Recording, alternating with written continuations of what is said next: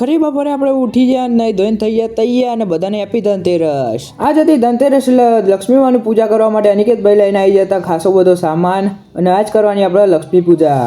કમેન્ટમાં કોઈ નહીં લખો, આ તો સવારે ચા નાસ્તો નતો કર્યો ને એટલે બપોરે ઉઠ્યા હતા એટલે ખાવાનો ટાઈમે થઈ જ જતો તે બધા બેસી જા ખાવા, પણ આ તારું ભાવતું શાક તો નહીં. શું કરશું? જો બેટી ખાવું હોય તો ખા, નકો ઊભા થઈ જો, અને છે બીજું કઈ નહીં મળે તમને. હવે ખાવું તો પડશે ને, કારું ભૂસું તો ચમનું રહેવા. હારું નેટ ખાઈ તો લીધું ને આવી જા મહાદેવના ગહવા માટે. અરે પાછો આવી ગયો માગવા માટે. માગણ મહિનાનો ના મહાદેવ આ તો માગવા નહીં આવ્યો તો તમને સાફ કરવા આવ્યો છું. હા તો તમે પેલા સાફ કરી લે, પછી વિચારીએ તમને જે આવવું છે. મહાદેવજીને તો ઉજળા કરી નાખે ભાઈ. આપણે આવી જાય દેવાંશી બે જણા બગીચામાં. જો દેવાંશી તો જબરજસ્ત રમ. અલ્યા ભાઈ તું રમવા દે, વિડિયો બંધ કરો તારે.